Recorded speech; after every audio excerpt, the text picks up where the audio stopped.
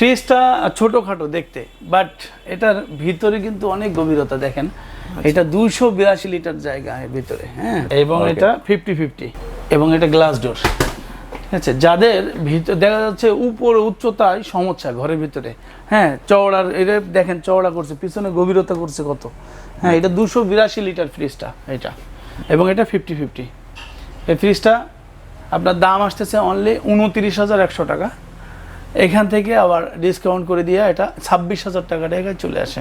যোগাযোগ করে আসবেন অবশ্যই, তাদের জন্য তো একটা ডিসকাউন্ট সম্মান থাকবেই। আর আমার এই শপের অ্যাড্রেস হচ্ছে 357/3 north Pirerbag 60 fit road, Mirpur 2, Dhaka.